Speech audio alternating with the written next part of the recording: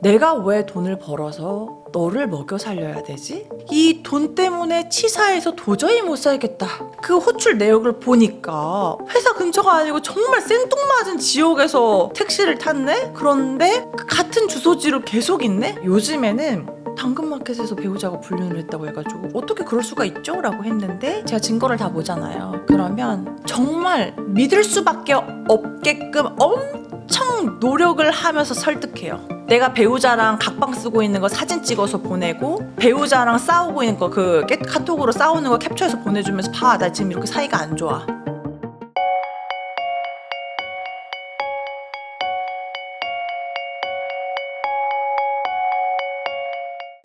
네, 안녕하세요. 반갑습니다. 가정에 있는 속상한 일 야무지게 해결해드리는 9년차 이혼 전문 변호사 양나래입니다. 이혼율이 꾸준히 늘고 있다는 생각은 참 많이 듭니다. 그리고 우리가 이혼율을 산정할 때에는 법률상 혼인 관계에 있던 사람이 이혼하는 것을 이제 집계하는 건데, 요즘에는 결혼하고 한 2년, 3년 동안 혼인신고 안 하고 사실혼 관계를 유지하다가 이혼하는 분들도 많거든요. 그런데 사실혼 관계에서 이혼하는 경우에도 위자료 청구라든지 재산분할 청구를 하기 때문에 실무를 담당하는 입장에서는 이혼율은 그러니까 꾸준히 증가하고 있다는 걸 체감하고 있습니다.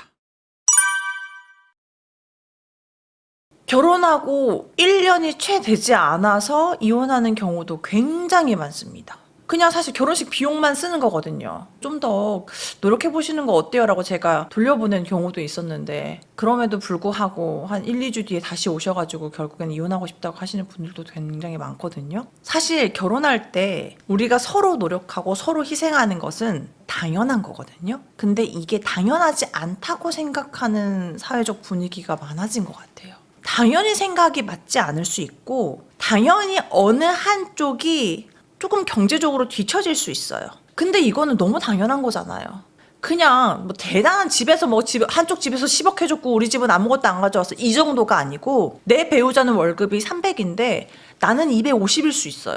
이거는 너무나 자연스럽게 어쩔 수 없이 성별의 차이, 그리고 사회생활 경험의 차이, 연차의 차이에서 당연히 발생할 수밖에 없잖아요.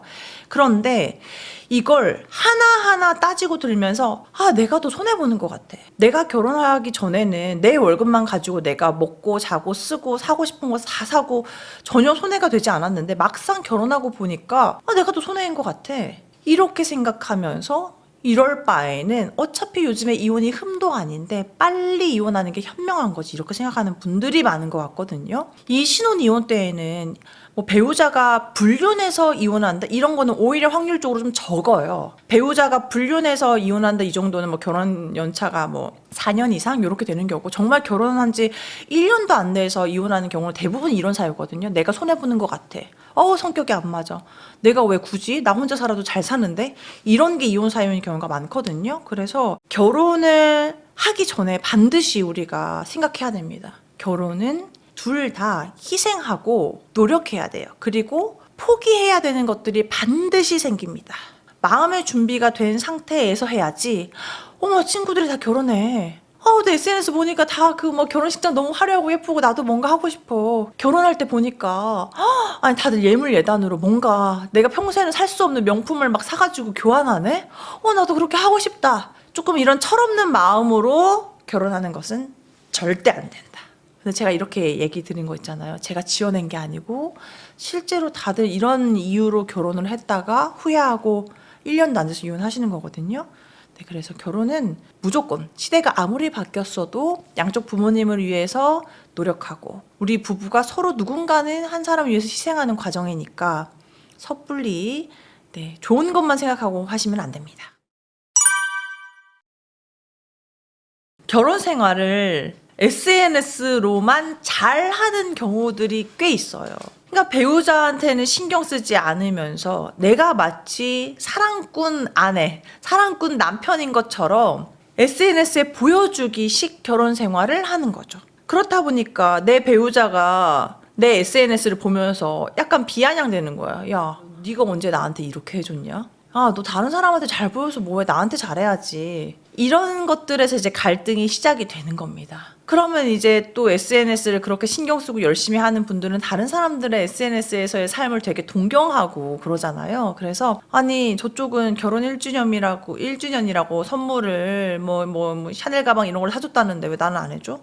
그러면서 또 그런 걸로 비교하면서 마치 내 결혼 생활은 우울하고 불행한 것처럼 이렇게 얘기를 하면서 비교하고 그런 경우도 많고요. 결국에는 이 SNS 때문에 이혼하는 경우도 좀 많아요. 그래서 막 그러면 증거로 제시하는 것들이 SNS에서는 이렇게 얘기를 했지만 실질적으로는 나한테 이렇게 대했다. 이렇게 비교하는 증거를 제출하기도 하고요. 그러니까 SNS에서 미혼의 남성, 여성이라는 게 좀 더 다른 사람들한테 어필이 되다 보니 본인이 결혼한 것을 얘기를 하지 않고 SNS를 열심히 하는 거예요. 그래서 SNS에 마치 나는 미혼 여성인 것처럼 미혼 남성인 것처럼 이렇게 하는 거예요. 그러면 이제 사람들이 그걸 보고 DM을 보낸다던가 댓글을 달던가 하잖아요. 그러면 거기에 막 하트 눌러주고 막 고마워요. 약간 우리가 흔히들 얘기하는 뭐 끼부리는 흘리는 그런 소통을 하는 거예요. 그럼 배우자 입장에서는 너 이런 거 진짜 바람이야. 어떻게 이럴 수가 있어. 라고 얘기를 하는데 또 한쪽은 실제로 만난 적 없는데 뭐가 문제야?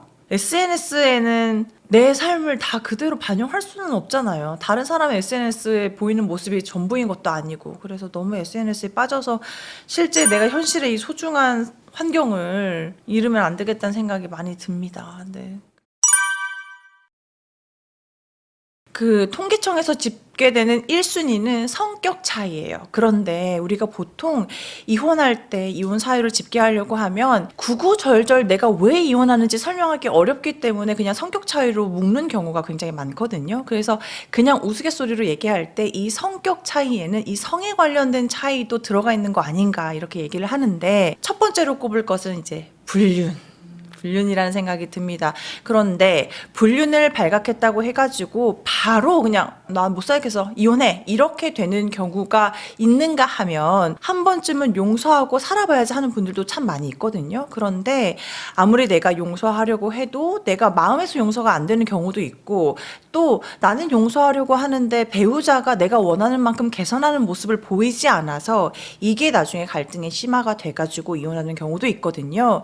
그래서 제가 보통 불륜이 이혼 사유 중에 가장 많습니다 말씀드릴 때에는 이렇게 불륜을 처음에 발견하자마자 이혼하는 경우랑 내가 불륜을 극복해 보려고 했는데 가정 관계가 회복이 되지 않아서 결국에는 불륜에서 갈등이 시작돼서 이혼에 이르는 경우까지를 이제 불륜이 이혼 사유다 제가 이렇게 말씀드리고 있기 때문에 가장 많은 부분은 아무래도 불륜이 아닐까 이런 생각이 들고요. 그리고 요즘에 이제 두 번째로 제가 많아지고 있다고 느끼는 것은 경제관념의 차이, 투자 성향의 차이, 그리고 생활비 지출이나 공동생활에 들어가는 돈을 어떻게 써야 되는지에 대한 관념의 차이가 이 경제관념의 차이에 포함된다고 제가 말씀을 드리거든요. 이건 제 개인적인 기준으로. 뭐 예전에는 우리 뭐 어머님, 아버님, 뭐 할아버님 이런 시대에는 아내가 전업주부로 경제활동을 하지 않으면 남편이 경제활동한 돈으로 우리 가족이 다 같이 먹고 사는 걸 어떻게 보면 너무나 당연하게 생각을 했던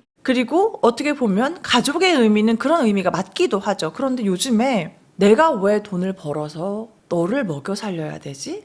이거에 대한 인식 차이가 많이 생기면서 한쪽이 자녀를 출산하고 양육하는 과정에서 부득이 경제활동을 하지 못하는 상황에서도 이 돈 때문에 치사해서 도저히 못 살겠다.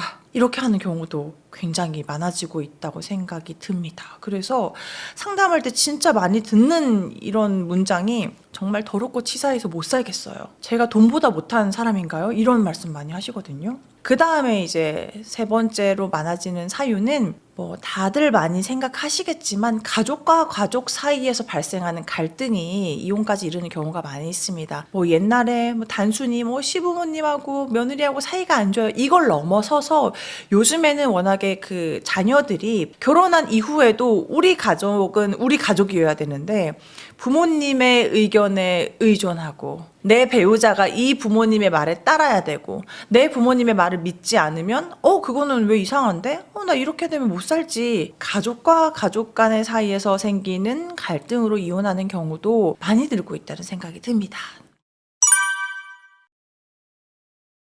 안 들킬 것 같으니까 하는 것도 있겠지만요. 어떤 분들은 일부러 들킬 만한 상황을 만들면서 그 상황에 대한 자극을 즐기는 분도 있으세요.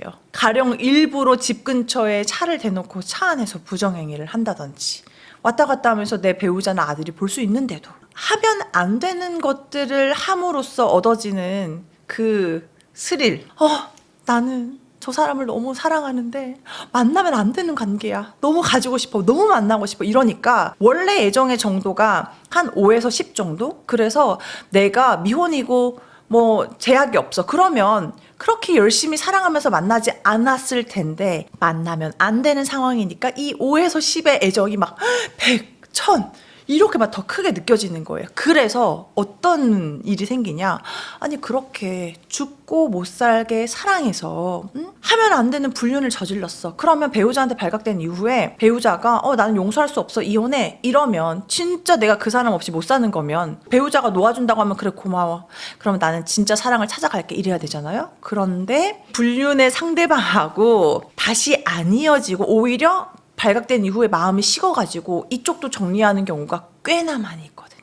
상대에 대한 애정이 아예 없을 수는 없겠지만 이 상황에 속아가지고 진짜 사랑이라고 내가 착각하고 더 깊은 관계를 맺는 게 아닐까. 상황에 속고 있는 겁니다.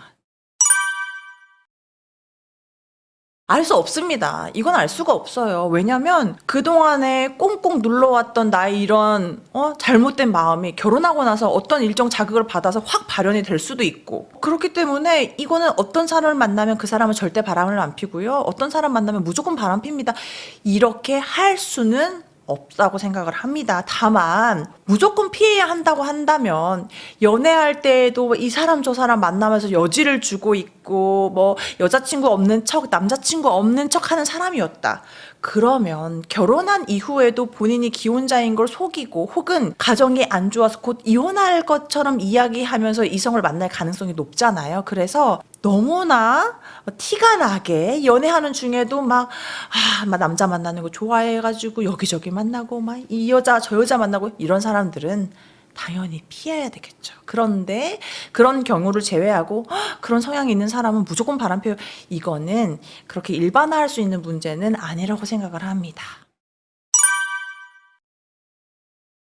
불륜이 가장 많이 발각되는 시점이요. 불륜이 시작되고 1개월에서 3개월 사이예요. 그때 왜 발각되냐면 내가 결혼한 이후에 가정에 충실하면서 그렇게 살다가 갑자기 연애 세포가 막 깨어나가지고 몰래 연애를 하면 도파민이 팡팡팡팡 솟아나잖아요. 얼마나 즐겁겠어요. 몰래 하는 그 불륜이. 그러니까 나는 최대한 감춘다고 감추는데 이게 감춰지지 않는 거예요. 그래서 제가 숨소리도 알 수 있다고 하거든요. 그래서 가령 남편이 평소에 핸드폰 그렇게 보지 않았는데 핸드폰을 많이 본다. 꼭 뒤집어가지고 자기 머리 옆에다 놓고 충전한다. 밖에 나가가지고 분리수거 하러 가면 한 번도 뭐 가가지고는 뭐 불평불만 없이 오래 있다 온다.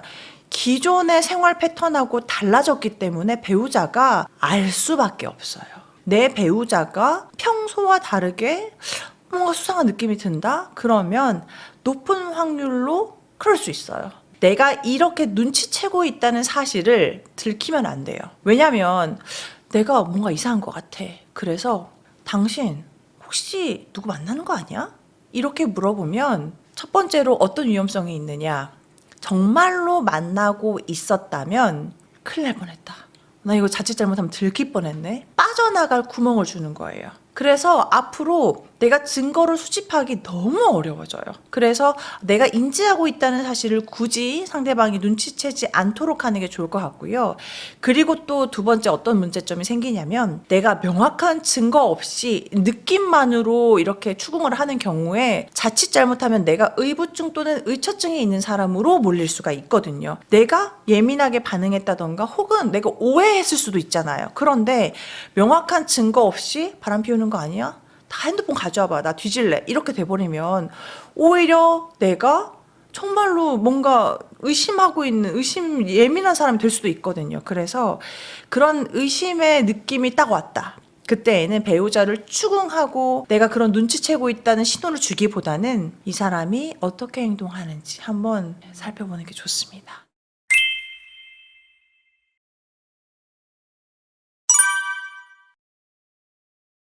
일단은 요즘에는 부부 사이에 뭐 공용으로 태블릿도 쓰는 경우가 많이 있거든요. 왜냐면 우리가 OTT 같은 거 볼 때 누워서 보려면 태블릿 하나 있으면 좋다 해가지고 구글 계정 같은 걸 같이 공유하는 분들도 참 많이 있더라고요. 그래서 그 공용으로 사용하는 태블릿의 구글 계정을 봤는데 거기에서 이제 타임라인상 내 배우자가 이야기한 곳과 다른 곳에 가 있는 내역이 있다든지, 혹은 배우자가 회식하고 그 회사 근처에서 회식하고 택시 타고 들어왔다고 했어요. 그 호출 내역을 보니까 회사 근처가 아니고 정말 생뚱맞은 지역에서 택시를 탔네? 그런데 같은 주소지로 계속 있네? 그걸로 발견하시는 분도 계시고요. 그리고 이제 카드 영수증 같은 거를 이제 뭐 구겨가지고 주머니에 있었는데 사용처가 뭐 모텔 이런 데가 아니어도 사용처가 왜 이 동네에 갔지? 남편 회사는 가령 뭐 원주역 쪽에 있고 집은 저 교대역 쪽인데 카드 영수증이 용산에서 나왔어. 헉, 이상하다. 그런 것들을 토대로 증거를 확보해서 소송을 진행할 수가 있습니다. 우리가 보통 이제 불륜으로 인해서 소송을 진행한다고 하면 이혼 소송하고 상간 소송을 생각하실 수가 있는데요. 이혼 소송은 이렇게 내 배우자가 신뢰를 깨고 거짓말을 하고 누군가를 만났다는 정황이 있으면 이혼 소송에서 부정행위 증거로 충분합니다. 그런데 상간 소송을 진행하려면 사실은 좀 더 고차원의 증거가 필요합니다. 어떤 증거가 필요하냐면 그 상간 소송의 상대방과 내 배우자가 부정행위를 했다는 증거, 그리고 이제 그 사람이 내 배우자가 기혼자인 걸 알았다는 증거가 필요합니다. 그러니까 보통 오해하시는 게 뭐가 있냐면 내 배우자가 A라는 사람하고 좀 수상한 관계야. 뭐 주말에도 따로 보는 것 같고 그런 수상한 감정이 있었는데 내 배우자가 모텔에 간 증거를 확보했어. 그러면 이제 의뢰인분들이 말씀하실 때 모텔 간 증거도 있고 그동안 A랑 수상했어요. 그럼 A한테 모텔 간 증거로 상가소송 해주세요. 이렇게 말씀하시거든요. 그런데 그 모텔을 A랑 갔다는 명확한 증거가 있어야만 A한테 상가소송을 할 수 있는 거예요. 왜냐하면 A랑 안 갔을 수도 있잖아요. 그리고 실제로 A랑 부정행위를 한다고 생각을 해가지고 A랑 모텔을 갔다고 해서 소송을 진행했어요. 그런데 이 A라는 사람이 그날 해외여행에 가 있었다는 명확한 알리바이가 있는 거예요. 그러면 내 남편은 도대체 이 모텔을 누구랑 갔느냐? 나 알고 봤더니 부정행위 상대방이 B, C 여러 명이었던 경우도 있거든요. 그래서 A한테 한 소송은 패소했어요. 그래서 내가 상가소송을 진행할 때와 이혼소송을 진행할 때에는 조금 다른 결의 증거가 필요하다는 사실을 명확히 인지하시고 이 증거로 어떤 소송을 진행할 수 있을지는 그 변호사하고 좀 구체적인 상담을 받아보셔야 됩니다.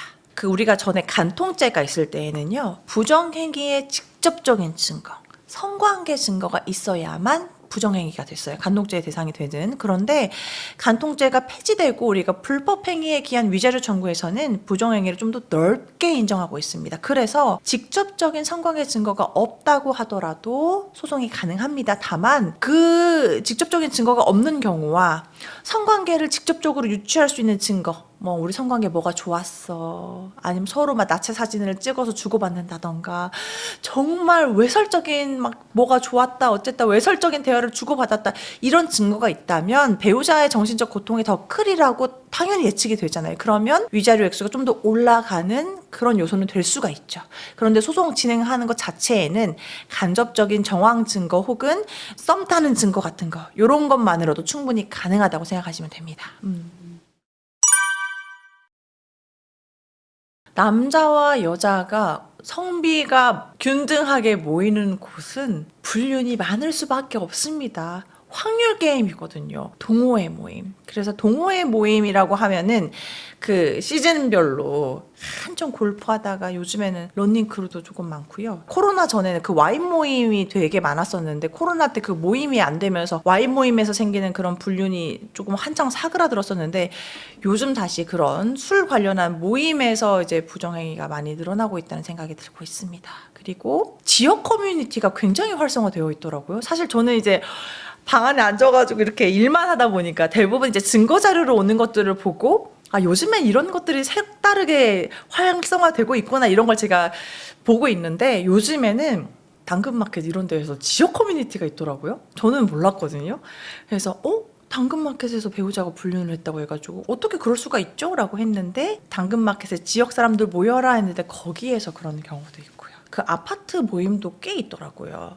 이제 그 아파트 모임에서 이렇게 다 모여가지고 서로 배우자 있는 거 알고 뭐 몇 호에 누구 와이프예요, 몇 호에 누구 남편이 이렇게 있는데도 거기에서 서로 배우자를 아는 사이에서 부정행위를 하기도 하고, 그래서 새로운 그 커뮤니티에서 부정행위가 되는 경우도 많이 있습니다. 진짜 많아요. 뭐 이혼할 때 유책 사유가 남자가 더 많나요? 여자가 더 많나요? 이렇게 물어보시면 제가 성별의 차이가 아닙니다. 남자가 잘못하는 경우도 있고 여자가 잘못하는 경우도 있어요. 이렇게 제가 성별로 나누지 않거든요.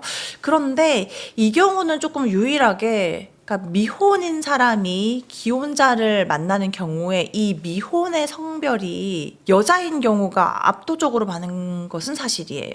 남자가 해주는 그런 감성적인 그런 말, 내가 너를 진짜 사랑해, 그리고 나는 가정을 어쩔 수 없이 애 때문에 유지하는 거야, 이런 얘기에 그 감정적인 거에 흔들려 더 잘 속아요.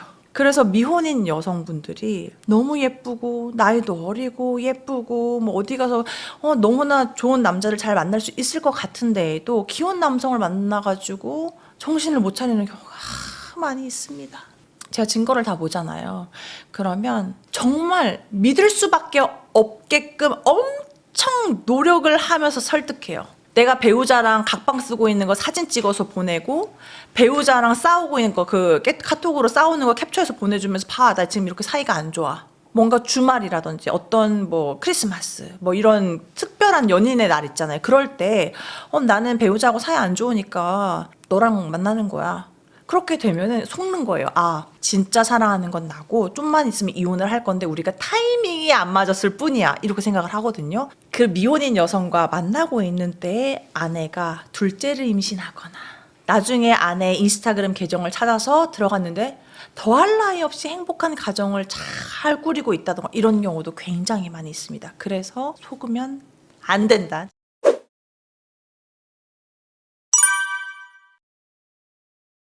결혼 후에 행복하게 잘 사는 분들은 우리가 하나라는 이 개념이 아주 확실하게 정립되어 있습니다. 그렇다 보니까 우리는 하나니까 당연히 우리가 아닌 다른 사람보다 우리가 소중한 거예요. 그래서 부모님들과의 갈등이 있어도 현명하게 대처할 수 있는 거죠. 아, 부모님께서 이런 조언을 해주신 건 감사하지만 우리는 우리의 새로운 하나의 가정을 꾸렸으니 우리 방식대로 잘 해결해 볼게요. 이러면 이런 갈등 때문에 이혼하는 경우가 없겠죠. 그리고 또 우리가 소중하기 때문에 육아 때문에 힘들어도 우리는 하나의 팀으로 이걸 잘 이겨내야 돼. 그러면 육아 때문에 힘들 때 더 하나로 단단해지는 거죠. 결혼한 이후에 내 삶이 아니고 우리의 삶으로 바뀌었다는 것을 명확하게 인지하고 서로 잘 받아들이면 너무 행복하게 잘 사는 것 같아요. 그런데 결혼한 이후에도 나는 내 삶이 중요해, 나는 나고 너는 너야, 이렇게 되어버리는 순간 그때부터 나는 내가 너무 중요해, 근데 나는 저 사람을 너무 사랑하는 것 같아, 그럼 난 저 사람을 만나야 돼, 이러면 불륜이 되는 거고, 나는 내가 먹고 살고 하는 게 더 중요해, 뭐 부부 공동생활? 아니, 나 혼자 이 돈 벌어가지고 쓰면 내가 사고 싶은 거 다 사고 할 수 있는데 내가 왜 희생해야 돼? 내가 너무 중요한데? 이렇게 되어버리면 또 갈등이 되는 거잖아요. 그래서 결혼 이후에 잘 살려면 무엇보다 중요한 건 우리는 하나야. 너랑 나랑 다른 사람이 만났지만 이제는 정말 딱 하나가 돼서 서로 잘 의지하고 조율해 가면서 공동체가 된 거야, 이 생각을 명확히 하면 너무 잘 삽니다. 이게 안 되면 힘들어요. 근데 중요한 건 이거는 내가 아무리 하나의 팀이 되려고 해도 내 배우자가 나는 안 돼? 이래버리면 안 되는 거거든요. 그러니까 두 사람이 같이 그런 생각을 가지고 서로 노력을 해야 부부 생활이 잘 행복하게 유지되는 것 같습니다. 각자 관리해도 공동체가 될 수 있다고 생각을 합니다. 다만 중요한 건 각자 관리해도 서로 투명하게 공개를 해야 된다는 게 중요한 거죠. 가령 생활비를 100만 원씩 모아가지고 이 돈은 공동생활비로 쓰지만 내가 버는 돈은 내가 알아서 뭐 저축을 하던 투자를 하든 이렇게 관리를 하기로 했다, 이러면 이 자체가 문제가 되는 것은 아니죠. 그런데 내가 100만 원 냈어, 200만 원 남았네, 이건 내 돈이니까 이걸로 그러면 나 도박해볼까, 이걸로 그러면 나 명품 할부로 사볼까, 이렇게 돼서 이 돈을 흥청망청 쓰면 나머지 한쪽 배우자는 내가 남은 월급을 열심히 저축하고 있었어, 그러면 억울하지 않겠어요? 나도 쓸 수 있는 거를 안 쓰는 건데. 그래서 따로 관리하더라도 중요한 건 우리가 뭐 이걸 매 순간 매일매일 서로 감시할 수는 없잖아요. 그렇지만 다만 뭐 분기에 한 번씩이라든지 혹은 뭐 두 달에 한 번씩 이렇게 둘이 약속을 해가지고 얼마 모았어? 요즘 어떻게 하고 있어? 당신은 그거 예금 적금에 아니면 주식 투자할 거야? 아, 그래? 알겠어. 좀 이런 현황을 공유해서 나중에 부부 사이에 어떤 큰 결정을 할 때, 가령 뭐 집을 사야 된다던가, 혹은 전세 만료됐는데 전세 보증금 올려달래. 이랬을 때 우리가 굵직굵직한 일이 생겼을 때 경제 공동체로서 같이 대처할 수 있는 거잖아요. 무조건 부부는 한 사람이 하나로 다 관리해야 돼요. 저는 이거는 정답은 아니라고 보거든요. 어떤 분들은 하나로 관리하는 게 편할 수 있죠. 그럼 그렇게 하시면 되고, 어떤 분들은 따로 관리할 수 있죠. 따로 관리할 수 있어요. 다만 중요한 건 한 사람이 관리하더라도 그 사람이 상대방한테 다 공유를 해줘야 되는 거고, 각자 관리하면 서로 공유를 해줘야 나중에 경제적으로 문제가 발생하지 않는다. 이렇게 생각하시면 되겠습니다. 네. 자녀가 잘 자라면 더할 나위 없이 좋겠지만, 자녀가 의도치 않게 뭐 비행 청소년이 된다던가 혹은 성년이 됐는데도 여기저기 사고를 친다던가 그런 일이 생길 수도 있죠. 내 아이가 그렇게 자란 것이 내 배우자의 탓이라고 할 수 있느냐 하면 저는 그건 아니라고 보거든요. 우리 애가 이렇게 자란 건 너 때문이야. 네가 이렇게 답답하고 이런 면이 있어서 애가 그걸 그대로 배워서 네 유전자 때문에 애가 이렇게 큰 거야. 그래서 나는 이 애를 더 이상 책임지는 것도 싫고 이 애를 보고 있자니 당신 보는 것도 싫으니까 이혼해. 자녀가 자신이 원치 않는 방향으로 성장한 것에 대한 책임을 내 배우자한테 돌리면서 막무가내로 이혼을 하는 경우들이 있거든요.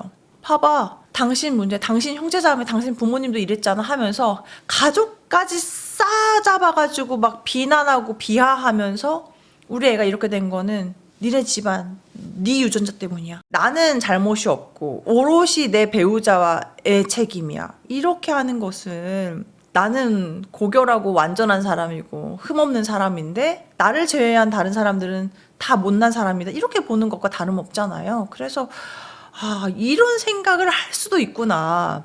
네, 새롭게 놀라는 계기가 되었던 경우가 있습니다. 그런데 놀랍게도 이런 경우가 한둘이 아니에요. 네.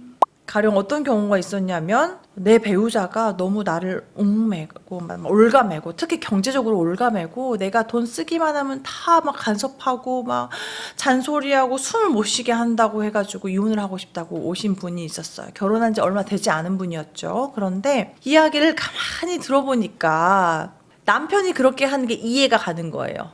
아내분이 남편이 주는 월급을 그냥 다 그냥 써버리는 거예요. 남편이 나한테 알아서 쓰라고 했으니까 그 돈을 백화점 가서 쇼핑하고 그럼 남편 급여일이 아직 2주일 남았는데 지금 당장 장 볼 돈이 없어서 남편한테 부탁해가지고 신용카드 받아서도 신용카드로 쓰고 그렇게 되니까 가정경제가 계속 어려워지니까 남편이 이러면 안 되겠다. 이렇게 하면 우리 진짜 파산이야. 그러니까 이렇게 해보자 라고 얘기를 계속 압박을 했던 거죠. 그러면 남편의 그 말에 일리가 있잖아요. 맞는 말이잖아요. 근데 아내분은 자기가 뭔가 잘못됐다는 걸 생각하지 못하고 그렇게 압박하는 느낌을 받는 게 싫었던 거예요. 그래서 마냥 막 이혼하고 싶다고 떼었던 거거든요. 그런데 이렇게 얘기를 나눠보고 변호사님 제가 잘못했던 거네요. 저는 그냥 그런 얘기를 SNS 이런 데에다가 남편이 자기 구박하는 것만 쓰니까 사람들이 어떻게 사냐 뭐 하냐 이렇게 했다는 거예요. 그래서 자기는 당연히 내가 피해자이고 이혼을 원하면 내가 무조건 위자를 받고 이혼할 수 있을 거라고 생각을 했는데 알고 보니 내 잘못이 더 컸구나 이걸 느껴서 이제 노력하고 부부 사이가 더 좋아져서 아내분도 이제 이혼하지 않게 되고 가정경제가 잘 돌아가게 된 그런 경우도 있었거든요. 물론 배우자가 바람을 피우거나 때리거나 그랬다. 그러면 그거는 너무 잘못했죠. 그거는 뭐 누가 더 잘하고 잘못했고를 따질 여지도 없이 그냥 배우자가 잘못한 거예요. 그런데 그런 게 아니고 대화가 안 통하는 것 같아. 맨날 얘기만 하면 서로 싸움이 커지는 것 같아. 혹은 뭐 나랑 뭐 가치관이 안 맞는 것 같아. 이런 게 이혼을 결심하게 된 주된 사유라면 한 번쯤 객관적으로 나한테는 어떤 잘못이 있지는 않은지 생각하고 좀 같이 부부 상담을 받거나 제3자가 우리 부부를 봤을 때는 어떤지 좀 객관적으로 들여다볼 필요가 있다고 생각을 합니다. 생각보다 그런 과정을 통해서 부부가 회복되는 경우도 굉장히 많거든요. 요즘에 부부 상담 너무 많이 받으세요. 부부 상담, 부부 심리 상담 이런 거 한번 꼭 해가지고 극복해 보시길 바라겠습니다.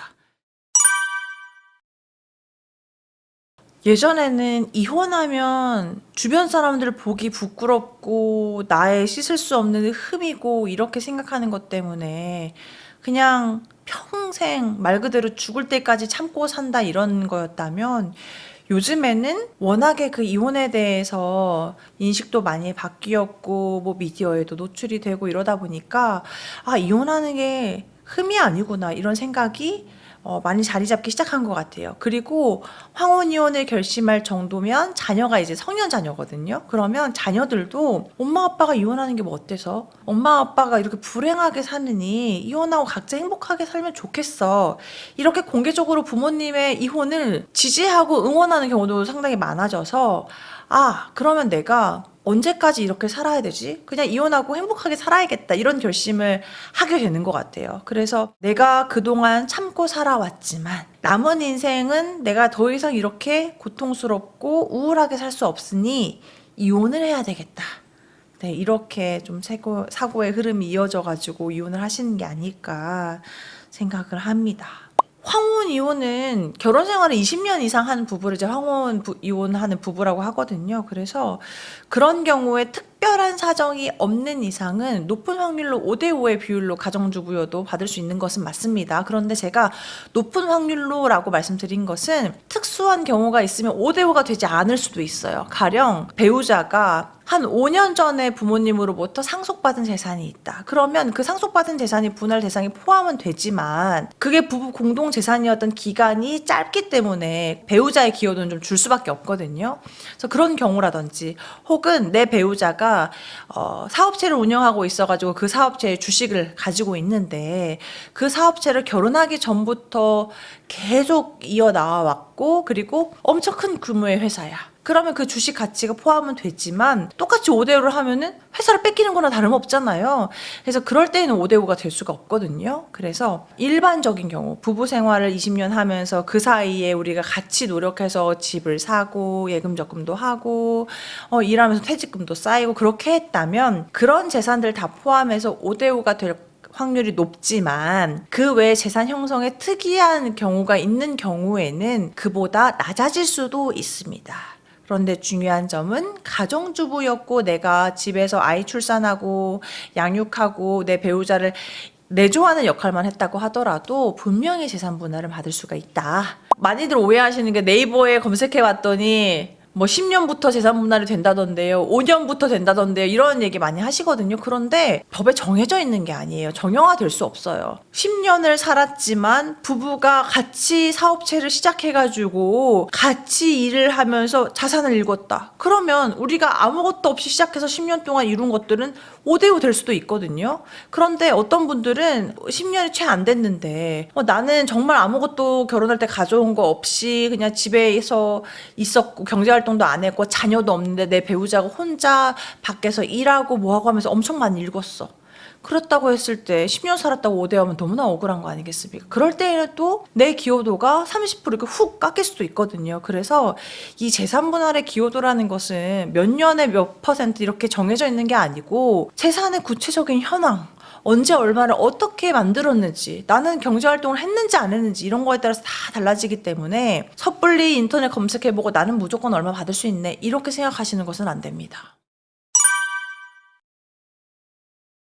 내가 똑같이 경제 소득 활동을 했다면 결혼 생활 동안에 내가 어떻게 돈을 벌었는지, 돈을 어떻게 모아가지고 했는지, 같이 이제 부부가 부동산을 매수하면서 대출을 받았을 때 원리금을 누가 부담해서 어떻게 했는지, 생활비는 누가 부담해서 어떻게 지출했는지 이런 현황들 있잖아요.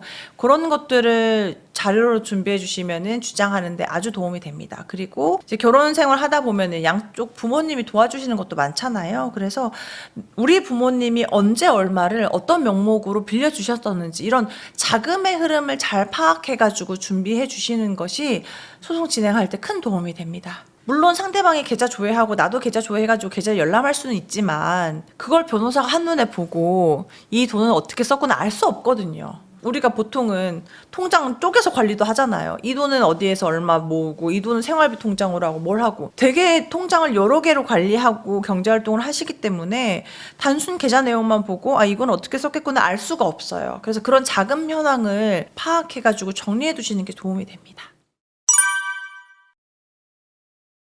뭐 황혼이혼에 가까울 만큼 뭐 20년 전후로 사신 분들은 아 뭐 특별한 이슈는 없는데 도저히 못 살겠어 하고 이혼하고 싶다고 하시는 분들도 많거든요. 그런데 그런 경우에 배우자가 바람 피우거나 때리거나 이런 유의미한 유책이 없어도 이혼이 되는 경우들이 있습니다. 뭐냐면 서로 그냥 정 떨어졌고 남처럼 그냥 지내는 거예요. 밥도 알아서 각자 먹고 주말에 어디를 뭘 하러 가던 간에 신경도 안 쓰고 뭐 명절에 당신은 당신네 집 가 나는 우리 집 갈게 이런 식으로 누가 봐도 원만한 가정 생활이 아니었다고 보이는 경우에는 한쪽이 이혼 청구를 했을 때 다른 한쪽이 난 이혼하기 싫은데 내가 바람 피우지도 않았고 뭐 잘못한 것도 없는데 왜 이혼을 해요? 저 이혼하기 싫어요. 이렇게 해도 이혼이 되는 경우가 꽤 많아졌습니다. 법원 내부적으로 볼 때에는 파탄주의가 조금씩은 영향이 미치고 있는 거 아닌가. 그러니까 파탄주의는 결혼 생활이 파탄됐다고 보면 이혼을 해야 된다는 게 파탄주의거든요. 그래서 우리나라는 원칙적으로 유책주의를 취하고는 있지만 파탄주의적인 그 요소가 조금씩 들어오고 있다고 생각이 되기 때문에 내가 배우자하고 이혼하지 않고 이 결혼 생활을 유지하고 싶다면 아주 적극적으로 잘 살기 위한 노력을 하셔야 됩니다. 제가 늘 말씀드리거든요. 내가 하고 싶은 대로 하면서 살 수 없어요. 이혼은 하기 싫은데 배우자가 주는 경제적 지원은 받고 싶어. 그런데 나는 배우자 이제 더는 질려가지고 챙기기도 싫고 좀 양쪽 집안 왔다 갔다 하는 것도 싫어. 너는 너 나는 나 남처럼 살면서 돈만 받고 싶어. 안 되죠. 그냥 생각해도 안 될 것 같잖아요. 살려면 서로 잘 살려고 노력을 해야 되고요. 그렇지 않고 서로 남처럼 지내는 기간이 길어지고 나 마음 식었어 이런 상황이 계속 이어지면 바람 피우거나 때리거나 이런 거 없어도 한쪽이 이혼 청구하면 이혼 될 수 있다. 이렇게 생각하셔야 됩니다. 저희가 양나래 변호사의 이혼상담소라는 책에서도 다양한 사례를 소개하고 있어서요. 아, 다른 사람은 뭐 때문에 싸우지? 나만큼 심각한가? 혹시 나는 이혼을 해야 되나? 이런 궁금증이 있다면 책을 참고해 주시면 좋을 것 같고요. 또 그 외에도 양나래 변호사 검색하시면 제 유튜브 채널이 나오거든요. 거기에도 제가 실제로 사연을 받아가지고 사연 소개하고 솔루션도 드리고 그러고 있습니다. 그래서 양쪽 다 참고하시면 다른 사람은 어떻게 사는지, 혹시 내가 거기에 해당되지는 않는지, 나는 앞으로 어떻게 살면 좋을지 이런 것들을 그 방향성을 설정하시는데 도움이 되지 않을까 그렇게 생각을 합니다. 제가 이혼 전문 변호사이긴 하지만 무조건 이혼을 해야만 행복하다 이렇게 생각하지는 않거든요. 두 분이 노력해서 같이 잘 살면 저는 그게 최고라고 생각을 하기 때문에 더 잘 사는 방법을 위한 것들을 이제 많이 제가 하고 있으니까요. 네, 그거 참고해 주시면 좋을 것 같습니다. 이혼을 할까 말까 할 때에는 하면 안 됩니다. 하지 말까라는 부분에 그래도 내 배우자가 이런 부분은 괜찮은데 아직 아기가 어려가지고 엄마가 필요한데 아빠가 필요한데 이런 마음이 공존하고 있다면 아직은 이혼할 때가 아니라고 생각을 해요. 그래서 같이 노력을 하는 게 중요합니다. 그런데 내가 정말 오랜 시간 신중히 생각해 봤어요. 그런데 이 결혼 생활을 유지하는 게 너무너무 고통스러워서 정말 죽을 만큼 힘들어. 그리고 내가 정말 노력을 해봤는데 개선이 안 돼. 그럴 때에는 정말 이혼이 흠이 아니고 내가 신중히 결정한 것이라면 믿고 빠르게 결정하는 것도 중요하다고 생각합니다. 그래서 신중히 하되 해야겠다는 생각이 들었을 때에는 빠르게 결단을 내려야 된다. 그래야 내가 행복해질 수 있는 길이다. 이렇게 생각하시면 좋을 것 같습니다.